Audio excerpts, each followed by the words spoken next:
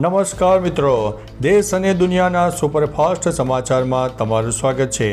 ઉત્તર પ્રદેશથી માઠા સમાચાર સામે આવ્યા છે। ઉત્તર પ્રદેશમાં બોટ પલટી ખાઈ ગઈ છે। 20થી વધુ લોકો ગુમ થયા હોવાના અહેવાલ છે। રેસ્ક્યુ ઓપરેશન હાથ ધરવામાં આવ્યું છે। ઉત્તર પ્રદેશના બહરાઇચ જિલ્લામાં કૌડિયાલા નદીમાં 28 મુસાફરો ભરેલી એક બોટ પલટી ખાઈ જતા મોટી દુર્ઘટના સર્જાઈ છે।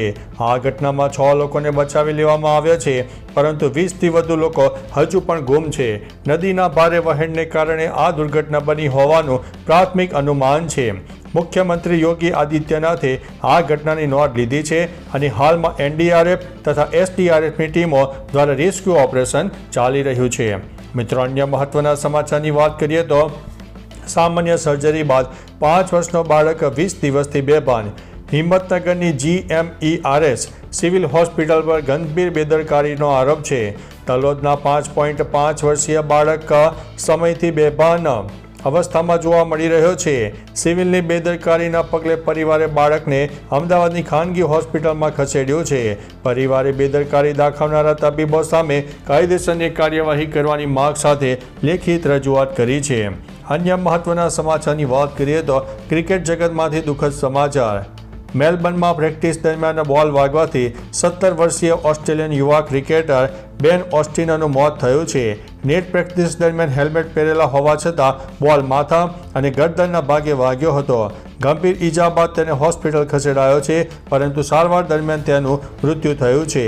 તેની ક્રિકેટ ક્લબે બેનને ટેલેન્ટેડ ખેલાડી અને સ્ફૂર્તિલા કેપ્ટન ગણાવ્યો છે। ઘટનાથી ક્રિકેટ જગતમાં શોકનું મોજું ફરી વળ્યું છે।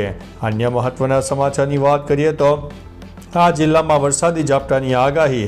રાજ્યમાં આગામી દિવસોમાં સામાન્યથી મધ્યમ વરસાદની શક્યતા છે।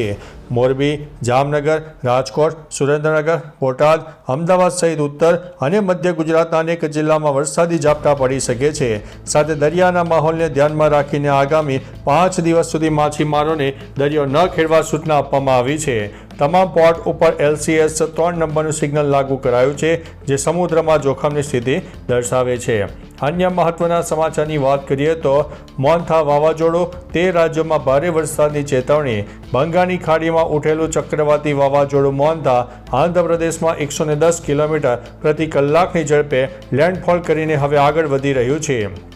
હવામાન વિભાગે 1 નવેમ્બર સુધીમાં 13 રાજ્યોમાં ભારેથી અતિભારે વરસાદની ચેતવણી આપી છે। ગુજરાત રાજ્ય, મધ્ય મહારાષ્ટ્ર અને મરાઠવાડમાં 29થી લઈને 31 ઓક્ટોબર દરમિયાન ભારે વરસાદની સંભાવના છે।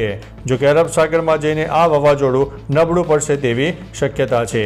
અન્ય મહત્વના સમાચારની વાત કરીએ તો મોદીનો ગુજરાત પ્રવાસ, વડોદરા થઈને કેવડિયા જશે। વડાપ્રધાન નરેન્દ્ર મોદી સરદાર પટેલની જન્મજયંતિ રાષ્ટ્રીય એકતા દિવસની ઉજવણી માટે 30 અને 31 ઓક્ટોબરે ગુજરાતના કેવડિયા પ્રવાસે છે। પીએમ મોદી આજે સાંજ 4 વાગ્યે વડોદરા એરપોર્ટ ઉપર ઉતરીને હેલિકોપ્ટર દ્વારા કેવડિયા જશે। તેઓ સર્કિટ હાઉસના VIP રૂમમાં રાત્રિ રોકાણ કરશે। આ પ્રસંગે સાંસદો, ધારાસભ્યો અને કાઉન્સિલર સહિત વડોદરા ભાજપના 500 જેટલા નેતા અને કાર્યકર્તાઓ તેમને મળશે। તો ચાલો મિત્રો, ફરીથી દેશ અને દુનિયાના સુપરફાસ્ટ સમાચાર લઈને મળતા રહીશું। ત્યાં સુધી અમને રજા આપશો। નમસ્તે।